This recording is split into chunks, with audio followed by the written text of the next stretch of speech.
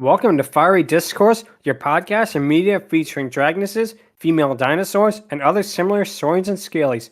I'm your host, Ludmillanon, and with me are my co-hosts, Angron, LuckyEevee, Math Machine, and Jordan. Today is our 35th episode, and we're discussing 1956's The Sword and the Dragon, aka Ilya Moromets. So, let's get things started. So, Ilya Moromets is basically a Slavic folk hero that got adapted into a big fantasy movie in the USSR that was released in 1956. It's all strong, man, so you know it's Russian. No joke. Everybody there is big for the most part. Yeah, heavy weapons guy is not an exaggeration if you basically take it from this movie. Yeah. But yeah, the movie was later released in the West as The Sword and the Dragon, and that's the version we're going to be talking about in this episode. If we refer to the characters by different names or no names at all, that's the ones that they had in this version. The dub basically cut out 10 minutes worth of footage, so it's a little bit disjointed, but thankfully the story is intact. And the titular dragon is actually a dragoness, and she doesn't appear until the last 10 minutes of the movie, but it's worth the wait. So, let's start talking about the movie itself, and we're going to have a lot to say about her when we get to her. So, yep, here we go. The opening title sequence of this movie, we're starting off right with this. It's not the original version. It's apparently a recreation of it, and all cuts and versions that I've seen of this movie online have these opening credits in it. And since this was a movie made in the Soviet Union in the 1950s and later exported to the West, yeah, it's very interesting how this dubbed version, it goes so far to try to avoid that this movie takes place in Russia. It starts with like the opening narration that talks about a faraway land in the east and that, and it's like it's obviously Russia, but they can't say it because of Cold War paranoia. And yeah, the narration appears at various points of the story and isn't too intrusive, thankfully. I've seen foreign movies where they put a lot of narration in it where it's not really needed, and this was not such a bad version of this. Of course, this movie is dubbed over, and a wide variety of the dubbed voices was done by Paul Frees, a legendary voice actor best known for all of his work in Disney. He did work on attractions such as The Haunted Mansion, Pirates of the Caribbean. He was Ludwig von Drake in the Walt Disney's television show. He also, ironically enough, played Boris in Rocky and Bullwinkle. So he played basically like a parody Russian in that, and now here he is dubbing over a Russian movie. Nice. Yeah. But yeah, the opening basically showcases medieval Russia being sieged by the Tugars or Mongols, led by the evil warlord Kalin. And one thing I will say about this movie that is legitimately impressive is the sheer amount of spectacle involved in it. There are literally thousands of men riding on horseback in this opening sequence. And like some of the later effects, they're simple, but when you consider for the time period, and especially the fact that for the most part, movies in the USSR, a lot of it was like Soviet realism, socialist realism rather. This must have been like a breath of fresh air when this came out. And apparently, this is still a very popular fantasy film in in Eastern Europe. It's at least comparable to something like, I guess, the best way to compare it to is not so much Wizard of Oz, but maybe stuff like Robin Hood with who's the actor? I'll think about it. But anyway, yeah, Ilya Moromets himself basically is kind of like the Slavic version of King Arthur, and it cuts to basically the peaceful rural village where he lives, and the village is then raided by the Tugars, and Ilya cannot help because it turns out his legs are broken and they do not work. Yeah, that's one thing that kind of was weird because I was watching this and like everything gets raised, everyone gets either kidnapped or killed, and like even I want to say mom. Yeah, I think it was his wife actually. It was like his original wife because we later see his mother.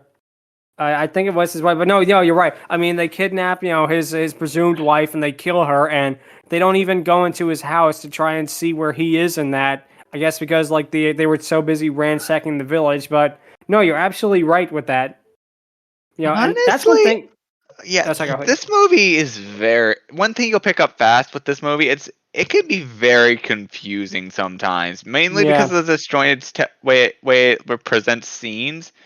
but also because like not a whole lot is really clear cut with the side characters because I like think what it was too, because this is based on medieval literature, like poetry and that, like great epics and that.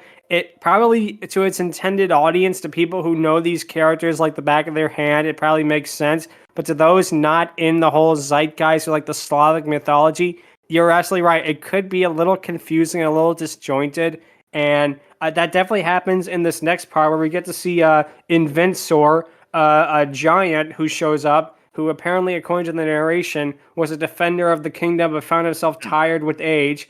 He tells the pilgrims of the kingdom to give his sword to someone pure of heart, and then turns to stone, which it really comes out of nowhere. But I will say this: the effects on the giant himself are very impressive for the time. Like the forced perspective in some like older movies, like say Journey to the Center of the Earth, where they try to pass off like giant iguanas as being dinosaurs, it looks kind of ridiculous. But here in this movie, you really feel that he is actually in the same space as the human beings. It's not as good as like something like The Thief of Baghdad with the djinn and that, but it is very, very good, I feel. Like that is a very impressive effect.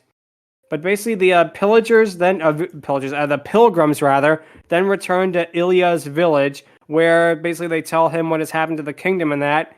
Ilya is then given a potion that gives him strength and allows him to move once more. And it turns out he's also worthy to receive Invincor's sword, which is a lot easier than what King Arthur had to do. He had to pull Excalibur out of the stone, and Ilya didn't have Merlin to teach him how to transform into things. He just got the potion, got the sword, and he was off on his way. Ilya, it's like it's just because Soviet Russia. But Get used to Ilya. that. Yeah, I know. But yeah, Ilya basically asked for blessing from his parents for him to save the kingdom, which it's really funny. I mean, I imagine if they said no, would he have just gone back inside and that would have been it? He's like, no, you are screwed. I am strong man. Yeah. But yeah, Ilya is given a horse called Chestnut Gray, which I have to imagine was its literal name in the original version, and they just completely translated it literally. It probably has a more poetic name, but it grows from into a huge stallion almost instantly. And the way it does with like time skips and like fade in, fades out is a clever cinematic technique. And it's funny, the real version of Chestnut Gray, the stallion version, it looks like an IRL version of Big Macintosh. Kind of. Yeah. But yeah, I thought his name was Chestnut Rain, not Chestnut Gray. It very well could be. One thing about the dub too, especially with the audio, can sometimes be a little bit garbled. I don't know if it's like a bad print or whatever, but that does kind of make it hard.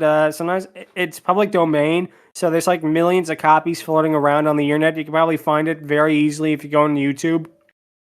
And yeah, that is something I didn't realize. But yeah, Ilya is then at a crossroads where he can go to the path that leads to either riches, a wife, or death. And when I first saw this scene, I thought it was the raven on the sign that was talking. I thought like, oh yeah, talking raven. That's very interesting for this type of story. But it turns out it's could be honestly.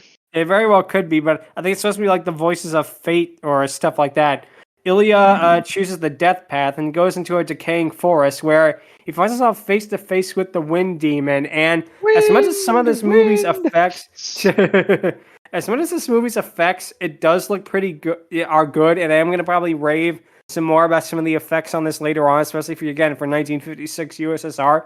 The wind demon himself looks really kind of silly. He's got those big puffy cheeks and like that weird wardrobe and like a bald. Like weird bald, but he's got like hair, like sideburns on the side of his head. He looks really kind of ridiculous, and I don't think he was intended to be, but to a modern eye, he looks kind of silly. Anyway, Ilya quickly defeats the wind demon by throwing a rock at the branch he sits on, causing the wind demon to tumble to the ground. And then the movie just cuts. Like you said, the movie is very disjointed, and it definitely cuts from like one thing to another. It's a movie that's very much like, and then this happened, and then this happened, and then this happened, which I have to imagine maybe in the original Soviet cut, it flowed a little bit better, but for the most part, it's not too distracting at least. But yeah, the movie then cuts to a peasant being brought before the Prince Regent for tearing the tail off a horse. And it's at this point in the movie where I definitely have to agree that the dubbing in this part is pretty bad. The mouth movements don't come close to matching the dialogue. It's not as bad as like some of the kung fu movies from Hong Kong and that, but it definitely you can tell that they did not have a budget to like actually get the script rewritten to where you could actually match the mouth flaps. With the exception of Paul Frees, Yeah, it also comes off as if anyone's ever seen the original Speed Racer anime dubs, oh boy. Yeah, that's a good comparison. It is a lot like that. The voice actors for this movie are not credited. I only found out that Paul Frees did from reading basically biographies about him and whatnot. And I can definitely. Again, we don't know who the voice actors are, so we can't say if some of them were in Speed Racer or not. Because don't forget, this was a 60. That show was probably being dubbed at around this time. Yeah, honestly, though, I kind of prefer those dubs over the freaking dubs that we got over this dub. Personally, I can see it. But again, yeah, I definitely can understand why, because especially in scenes like this, you can tell that, again, they didn't have as much of a budget to get a better script or better quality of voice actors, with the exception of Paul Frees, who was always excellent in everything he did.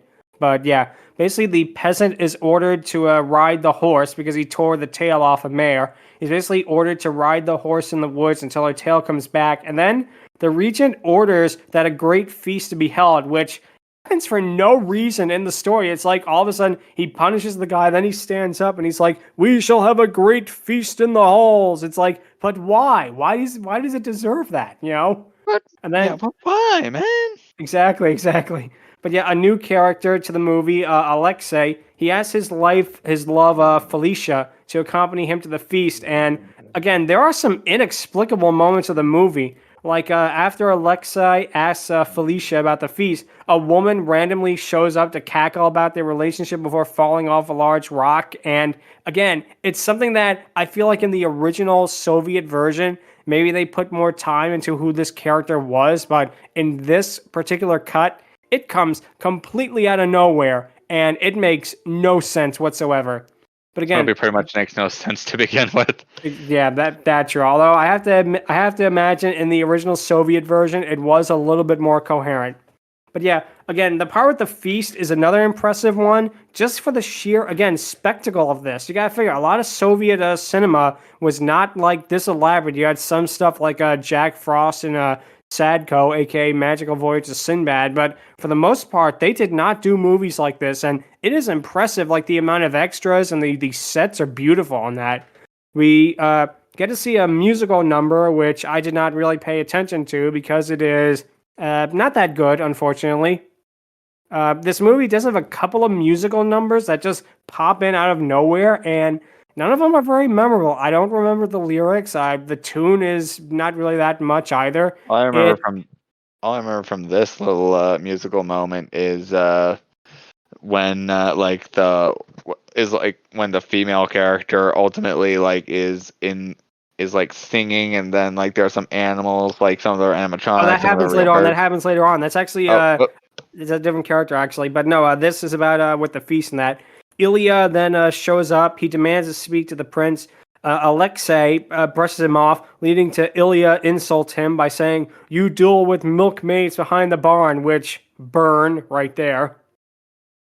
Anyway, one man claims that he had slayed the wind demon, but Ilya proves him wrong by bringing along the wind demon to basically prove how strong he is and how he wants to serve the Prince Regent. That now the romance between Alexei and Felicia is pretty boring in all honesty, and they don't really do much with it. I mean, this is probably the last scene with them together as a couple. It's like they were building up to more of them, but then they don't do anything. The same woman who laughed at them and then fell off the rock appears again, and she faints when Alexei and Felicia embraces each other.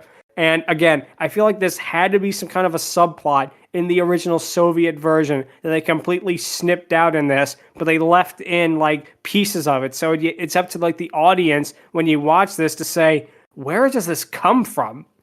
Where does it come from? Where does it go? Yeah, pretty much, yeah. Exactly. But yeah, what happens then, Ilya then forces the wind demon to prove his power, which it does by blowing wind and knocking people back, which those stunts look incredibly dangerous, some of them. Like guys falling off buildings and that, like these stuntmen. And even though the footage sped up, it does make it look a little comical in that. Those stunts really were kind of impressive. Like the people falling backwards. Like so one guy I think did like a backflip off the castle thing in that, and it is impressive. I'm not gonna lie.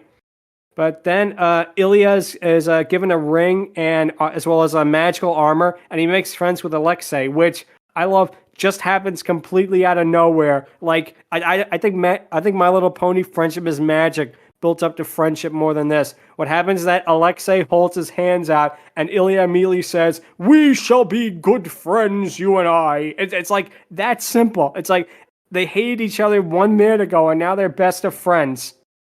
And then we get to another out of nowhere. And then all of a sudden, out of nowhere, a gigantic man being carried on a platform appears, and he is Kalin's envoy. Now, apparently, this is a character also from Slavic mythology. For some, he apparently was like the personification of greed, which does make sense. And again, the effect of this guy being like a giant, like notably, like this guy's supposed to be, I think, like 14 feet tall. He does look noticeably larger compared to the other characters, and the way they scaled him up is another good technique. Anyway, the envoy basically demands compensation, but Ilya refuses, and the envoy tosses a sword, and then Ilya throws his sword at the envoy's stomach, which just kills him instantly. And it's like, oh, okay, that was quick. It's like you think that, oh, there's going to be like this epic sword fight between Ilya and this giant man, like a David and Goliath kind of thing, but nope, he's dead instantly. And this causes the other two guards to flee in shock, and Ilya is then rewarded with the prince's cloak, which he gets a lot of rewards, basically. He brings the wind demon, and he gets the magical ring. He gets the magic suit of armor. He kills the envoy, and then he gets the prince's cloak. It's like he's only been there maybe like half an hour, and he's already gotten such huge positions in the kingdom already. Yeah, when I looked up that this was based on a bunch of epic poems, it felt like they were speed running the first several to get to the main one that the movie was focused on. Yeah, I definitely can see that too. And again, it's interesting with the mythology in that if you don't know about any of these mythological creatures, like I did when I first saw this movie, you see like the giant guy on the platform, and you're like, what the hell is that guy's deal? But yeah, it turns out that one of the men of the prince's court is a double agent for Kalin. If he does have a name, it was never said in the movie. So from now on, to keep things brief, we are just going to call him Soviet Jafar, because that basically is his role. He really is. He's like he's the royal advisor, and he's a double agent to the villain. But yeah, Ilya then laments about his wife having been killed by the Tulgars, and he begs for a task from the prince. And then we get to see Ilya ride through the countryside, which really has some beautiful cinematography. That's one thing that I don't think you can take away from this movie. This movie looks pretty. I mean, like the shots of him like riding along with the shadows and the sun setting in the background, that is legitimately really, really good cinema right there. It's framed beautifully. The way that, again, the shots of basically the landscapes are really, really well done. We then see Ilya stumbling across a Tulgar camp, and he saves a woman, Filia, from being their captive. And Filia then basically becomes Ilya Moromets' wife. And we get to see the prince basically berating the other nobles over their cowardice. And then we get to, and Angron, you mentioned this earlier, one of the most inexplicable parts of a pretty inexplicable movie already. Filia sings while animals basically make her a magic tablecloth. It's like, did this all of a sudden become Snow White and the Seven Dwarfs for doing Whistle While You Work all of a sudden? It just comes out of nowhere. It's like, at one point, it's the prince berating his nobles for basically being cowards and none of them being brave like Ilya Moromets, and then it just cuts this musical number. Yeah, it also reminds me of freaking Wizard of Oz, and it also reminds me of that one movie we saw where it's like it was based off an H.G. Wells book called Food of the Gods, but Oh yeah, that one, yeah, the Village of the Giants, yeah. I can kind of see it with how like the musical number just comes out of nowhere. It is yeah, like it like that, but at least in Wizard of Oz there was like a build up to it. Here it just cuts to it, like with no prompting whatsoever. And again, this isn't a bad movie, far from it, but oh hell it yeah. definitely is a very strange movie, shall we say? It probably is one of the more obscure and one of the strangest movies that we are covering on this podcast. So it turns out that I do at least appreciate that they kept the song in the original Russian rather than Englished it. yeah, I give him credit for that too. I give him a lot of credit, especially because I think later on we do get one of the songs that is, I believe, dubbed. My memory might be, I might be remembering this wrong here, but I think later on we get a song that is dubbed, and it's kind of a shame that again, you gotta give him credit for actually leaving it in the original language. But yeah, Ilya then is revealed he's leaving home once more to fight against the Tulgars, and I guess it's like every other day he's like leaving the house to fight them. It's like does the guy even want to be home? But yeah, it turns out Philia's pregnant, and Ilya tells her to bear him a son, which I guess he's speed running, being Henry VIII right there.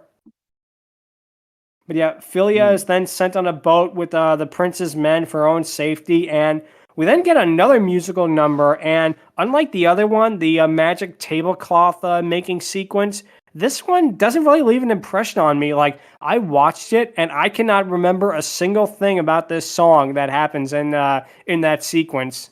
But it turns out the Tulgars then capture her yet again, and they capture her and also the other merchants, and the Prince Regent gets word of this. Soviet Jafar then tells the prince that Ilya should be banished, and the prince also then agrees, and Ilya Moromets is denied from the kingdom, and Ilya does not take this well.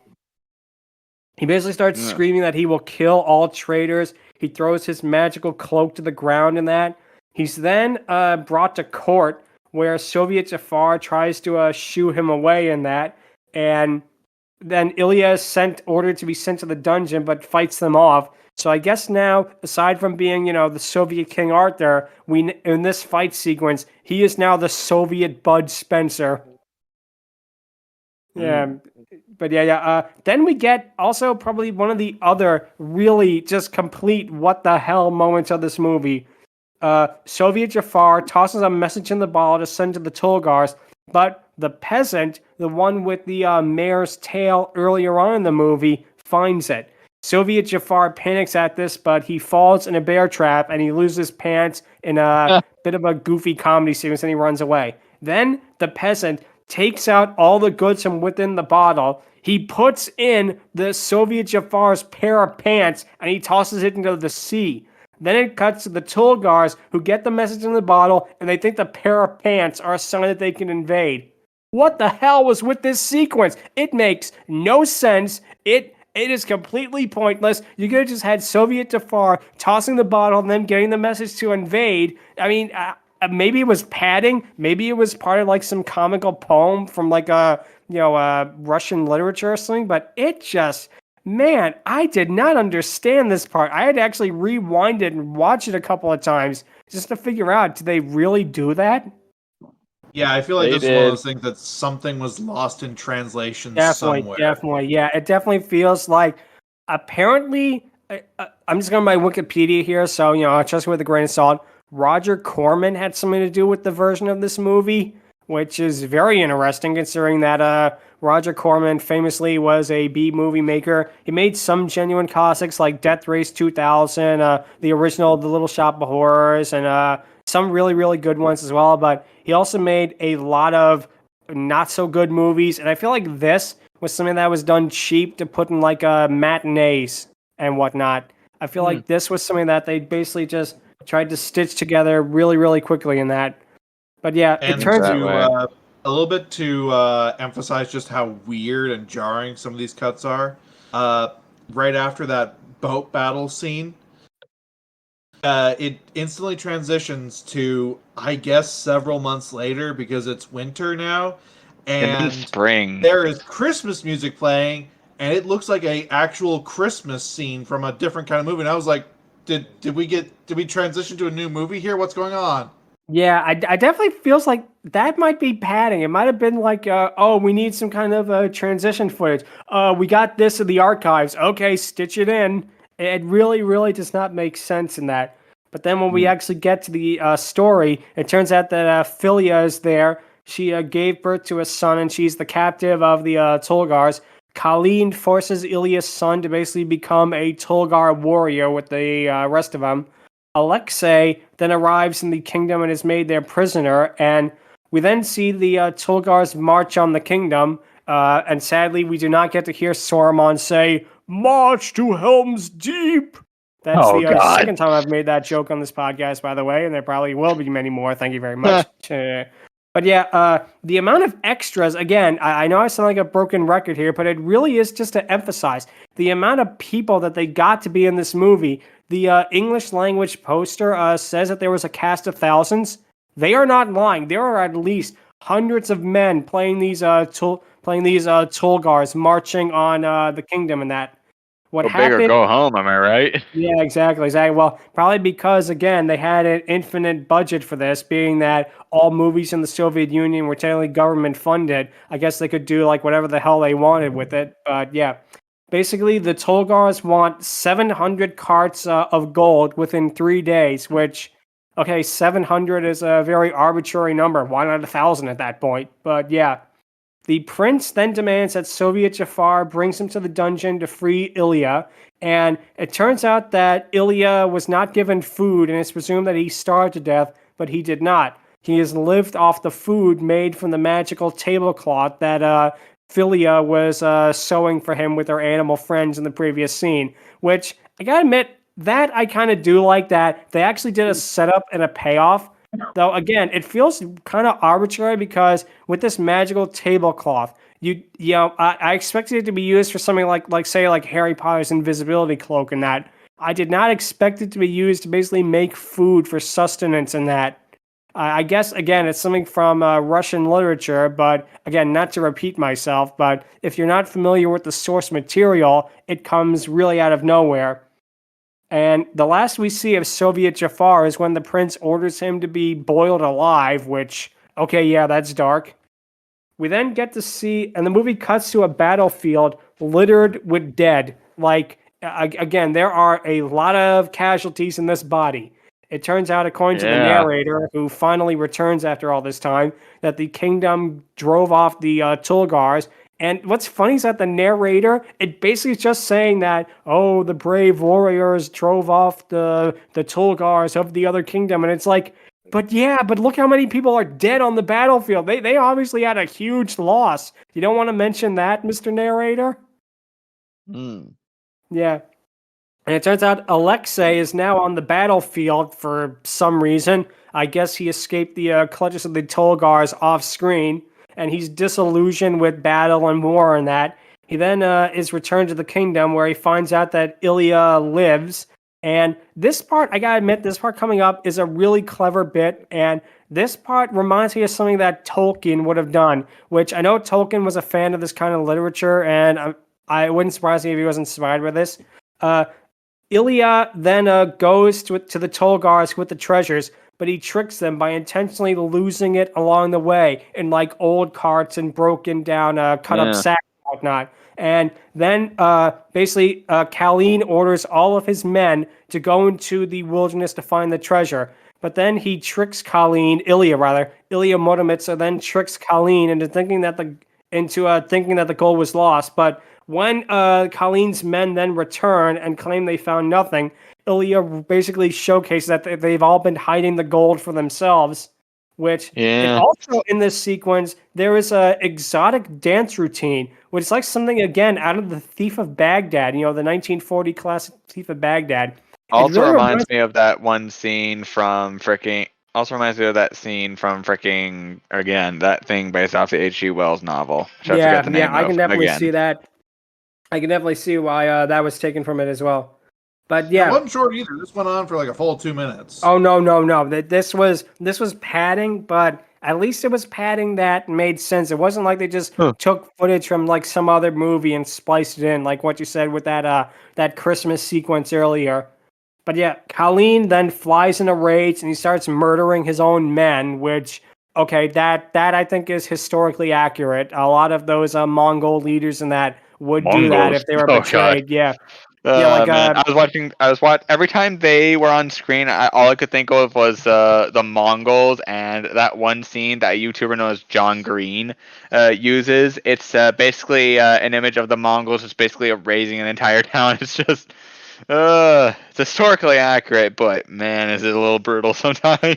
I could definitely see that. I definitely can see that. But yeah, what happens is then Colleen then demands that Ilya Moromets shows up and he retreats.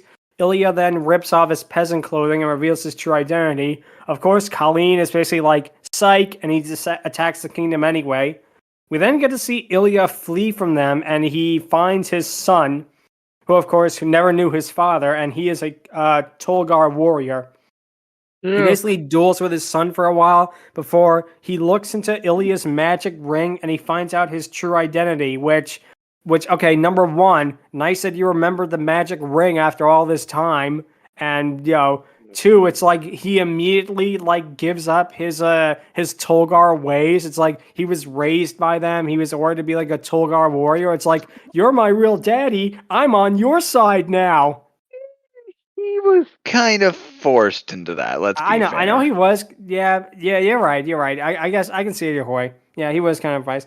But yeah, the battle scenes too are also kind of impressive. Again, with how many people there are, it reminds me a lot of the El Cid movie from the '60s here, and with just how the spectacle of it, like all these swordsmen. And don't forget, this was pre CGI, so all of these men fighting each other are real, which is really, really impressive, especially with how they're doing that. Yeah. And then the kingdom uses, gigantic arrows to attack the Tolgars, which Colleen is sitting on a throne made out of human men, which is interesting.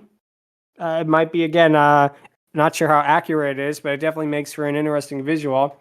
We then finally get to see Colleen decides to release the dragon. Now, the dragon is actually a dragoness. She's called Zmeya Gorynich. Forgive me for that mispronunciation. She's from Slavic mythology. They actually call her in a single line. They try to call her that, but they call her Zuma instead. Which, a bit of a mispronunciation there. But yeah, Zmeya is basically a three-headed dragoness. And one thing to note, even though that she's a three-headed dragoness, she is not supposed to be a hydra. There actually is a difference between like a Gorynich and a hydra, basically. But I will admit, Zmeya herself is a really good effect. Like in the sky, it appears to be like a gigantic marionette with like these enormous glowing eyes, and the close-up on her flailing around. It definitely is a puppet, but it's a very well-made one. I have seen a lot worse from a lot bigger budgeted movies than this, especially even for the time period. She is probably the best effect of the movie, or at least one of them. So yeah, Zmeya then sets fire to the kingdom, trying to destroy it, but she's then struck by an arrow, which, coming back to the Tolkien inspiration for a minute, that's kind of similar to Smaug's death. I have to wonder if in some way he was inspired by these epic Russian poetry for the fate of Smaug, basically, with what happens with Zmeya Gorynich in this movie.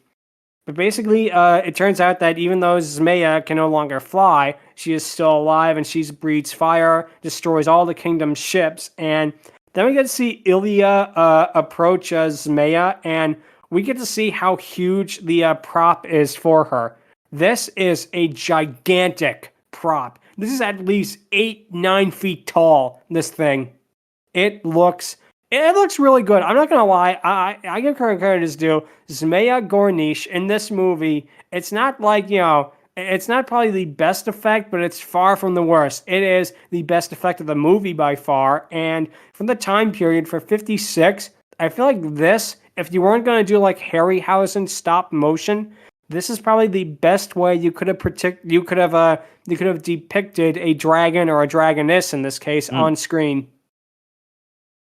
The little details, there Yeah. are some scaling issues with it, no pun intended, because sometimes there was near the end of it there was a person that got on her back and it was an entire set made for her back, just that. But yeah, for this being early 50s, for it being pure practical, it is astounding how good this looks and how just awe-inspiring it is to see it. Yeah. And I really, really hope that they didn't just destroy the prop as soon as the movie was made. I hope, like in like the Moss Film archives and that they have this giant like thing. Even if they have like just the puppet version, would be cool to see. Because this really is such. Sorry. I'm still convinced to this day that what they did is they kept it around as a flamethrower tank that they used in the Soviet army. Huh. I can very well see that. That would be badass. I mean, imagine, you're fighting in a war and all of a sudden a giant 3-headed dragon comes up. You'd win. You win right away if you had that. Probably. But it turns out that Zmeya's fire is so hot that those struck by her flame have to be immediately be doused by water, which again probably was from the Russian literature. And it does look a little bit silly how they're giving like these big epic speeches and then someone literally just tosses a bucket of water on them. Like you can see like the hands off screen just throwing it on them. Oh god, it was really funny. Like I just imagined him like walked up, pour water! And he like gets splashed with it, like, not me, you fool, it's a dragon!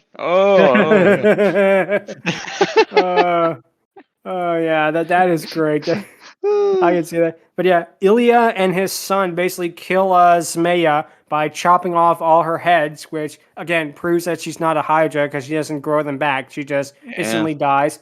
They capture Colleen, who begs for forgiveness, and he's taken to the prince, presumably to be executed, probably in a very horrific way, which they thankfully do not get into. Ilya then decides to let his son live in the palace while he goes off on many adventures, which is done by reused footage earlier, but it's really good reused footage, so I gotta give him credit, of him riding off to the sunset once again. This movie, as I said earlier, is considered to be a classic fantasy movie in Eastern Europe, and I could see why. For a country like, for example, like the USSR, that did not really get these kind of movies, this must have seemed absolutely phenomenal. Like, imagine for an instance, you've never seen stuff like Wizard of Oz, you've never seen stuff like Robin Hood, you've never seen stuff like any of the Disney animated movies in that. Yeah, or any of those big spectacle movies. This must have seemed absolutely mind-blowing to the Soviet audience back then, especially considering, what this is made in 1956. This must have completely blown them away. And there was no known indication of how well this movie did in the West. As said earlier, it was released under the alternate title The Sword and the Dragon, at least in the United States. And it fell into the public domain a long time ago. And you could find it very easily if you look on YouTube. And as I said earlier, for me with this movie, I enjoy it really for the sheer spectacle of it all. It's not a perfect movie, don't get me wrong. It has a lot of pacing issues. It has a lot of disjointed nature of it. But just as something to just watch and look at the effects and the beautiful cinematography of it all, I have to recommend this movie. This movie is definitely a really, really interesting one to watch. Yeah. And it definitely is not... Oh, sorry, go ahead. Sorry. Yeah, I enjoyed it because... I enjoyed it because it has like the campiness to it. Like again, the pacing scattered and like honestly, I went in like expecting it to be basically just a dub, and I was not disappointed in that regard. It's a dub. It's got pretty impressive points, and other than a few confusing spots here and there, it's all right. Yeah, if we're judging the movie based on today, it's terrible. But you don't do that. You have to judge it based on when it came out. And even for as horrible as the dub is, just the spectacle of everything alone makes this an amazing movie. Definitely, 100% with that. Which now brings us to the question of the episode, which is, what is your favorite foreign movie? And I'm going to say this right now, no anime. Anime is off the table in this. What is your favorite foreign, let's say foreign live-action movie, for instance?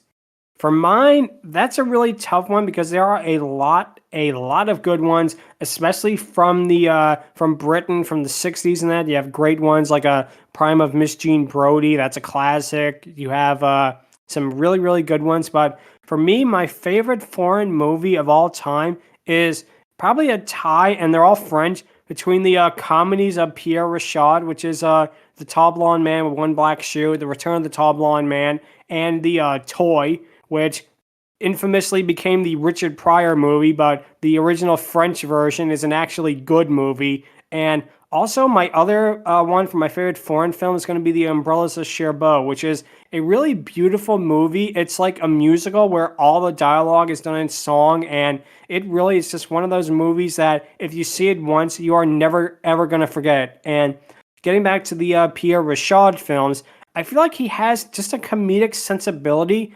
The closest,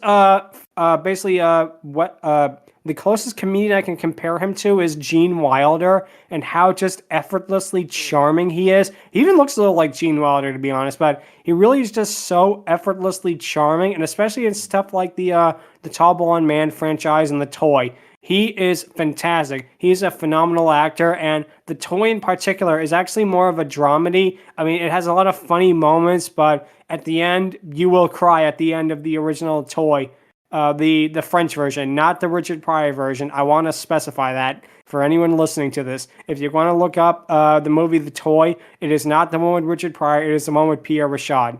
But yeah, those are probably my favorites because, again, I feel like they're types of movies that you don't really get anywhere else. Of course, you have other ones I could mention, like, 9.5 by Fellini. You have, like, again, you just have so many options. But for me, for my personal enjoyment, those are going to be the ones that are my favorite.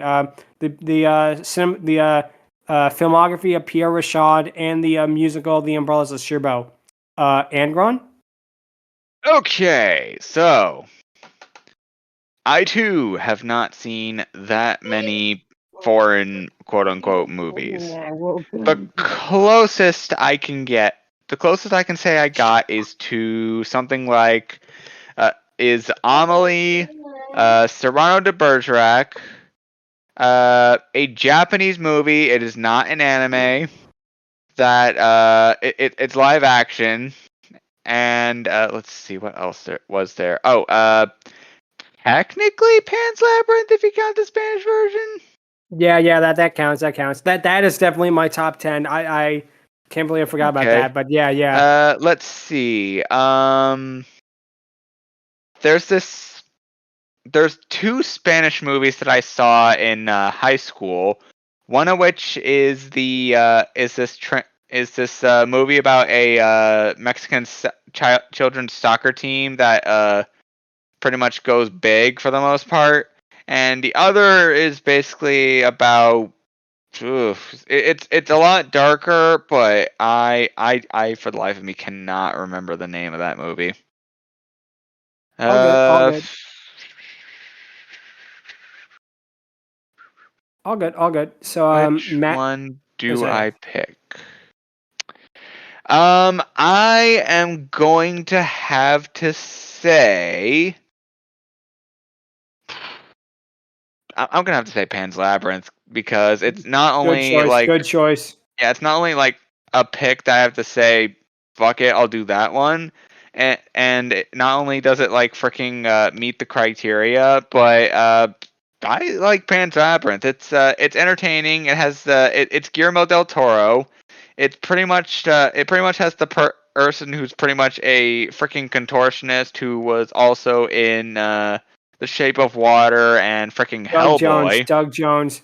He's a great actor. Yeah. He was Hell yeah. He's the pale man. He's great. That is a great choice right there. Pan's Labyrinth is a beautiful, heart-wrenching, just fantastic movie all around. Del Toro in general, all his movies are worth watching. I don't think he's ever made a single bad movie, not one. Yeah, I highly have to agree with you there.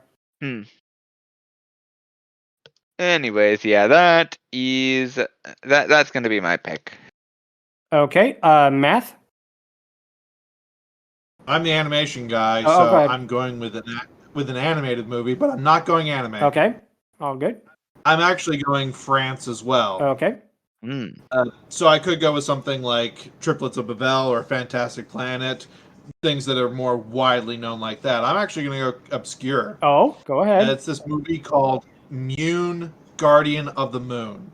Ooh, I have not heard of that. Made in 2014. It's a CG movie. It's very fantastical, has this just really creative, unique world.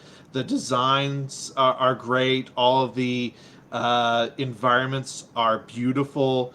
It's a simple story, but it just works really well. And there's several scenes that are animated in a 2D style that are absolutely gorgeous. That sounds really great. Oh my gosh. It has 2 English dubs, one Canadian, one American. Watch the Canadian.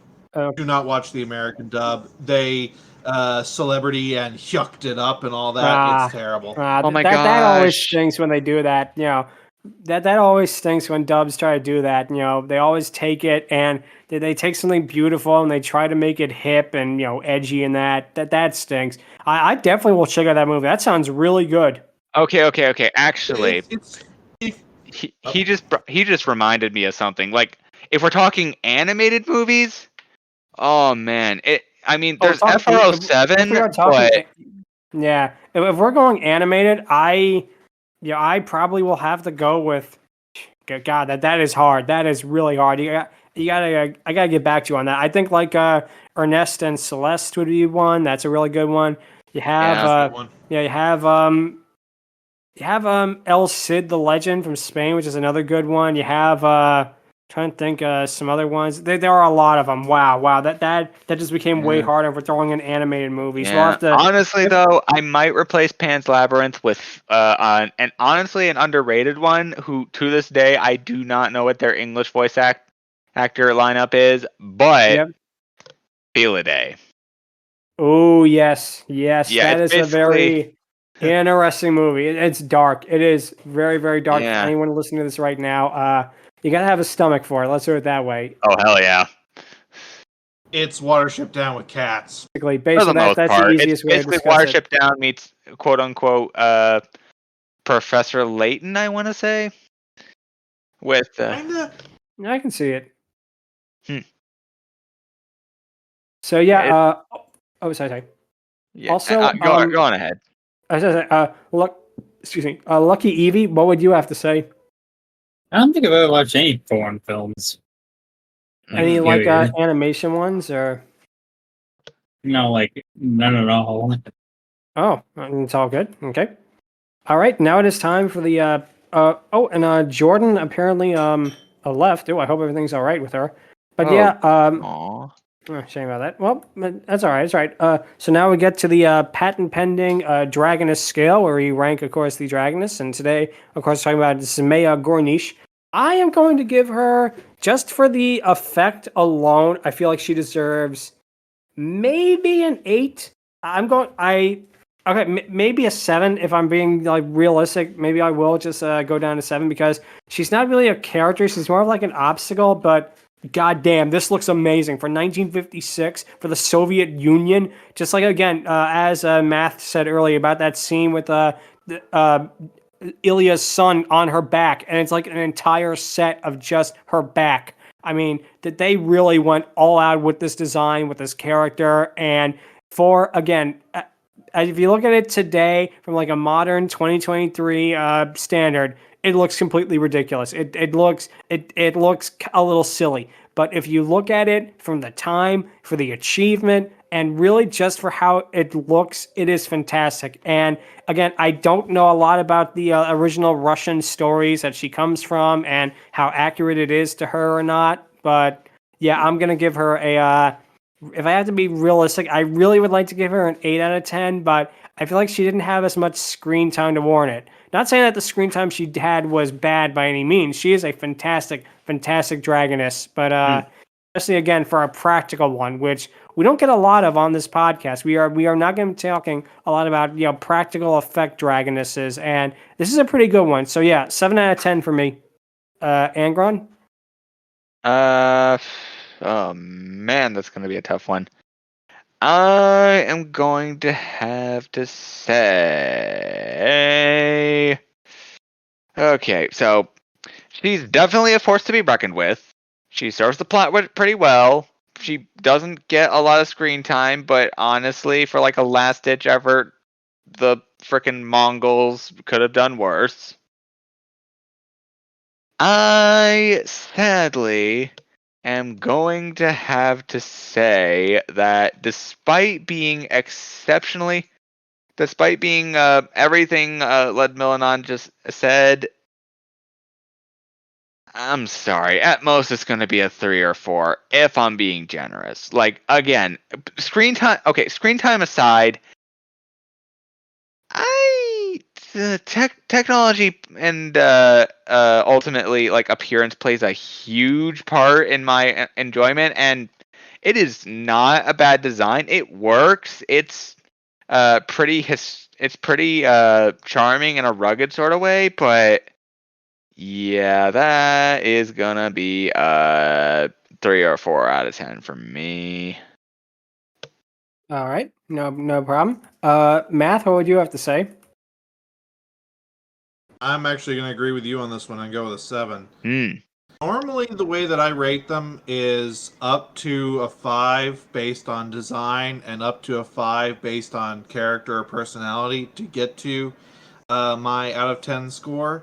There is no character here. There is no personality. This is based solely on design and implementation of the effects, and good goddamn, this was impressive. I give it a 7 just purely based on that. It is that outstanding to see this in motion. For the time period that this came from, the fact that they got this to look as good as it did and to be as just awe-inspiring as it was, I don't know what black magic they had to pull. I don't know if they had to actually bring in the Soviet army and retrofit a tank, but it is amazing to watch this in action. Definitely. I can see it. And Lucky, what would you have to say? I honestly can't even rate this on design because I can't actually find a good picture of it. Okay, so like I'm not even sure if this thing has legs. Okay, hold on, let me just see if I can let me see if I find a picture for you. Okay, just 1 second. We're just finding a picture of it for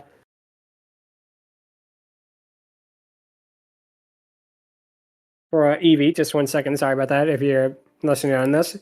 Okay, so what would you rank it basically?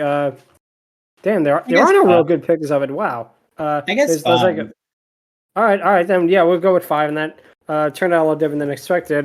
There really aren't any good pictures of her. You're right. Wow, I looked it up on the thing, and a lot of it is either zoomed in shots of it or really bad pictures of it, basically from copies that were on like VHS 50 times. Wow, that is a shame. Just the poster art. Yeah, I guess the poster art really isn't that indicative, but I can kind of see. Yeah, that's kind of a shame. But anyway, thank you guys so much for listening to this. If you have any questions, or if you want to send us your impression of the Wind Demon, you can email us at fierydiscourse@outlook.com, or visit us on Fiery Discourse at twitter.com/fierydiscourse. Next time, we'll be looking at the 1996 OVA Get Going Godzilla Land Subtraction. That's going to be a lot of fun, talking about this weird little side underrated entry into the Godzilla franchise. And until then, thank you guys so much for listening. Take care. Yep, laters. Adios. So.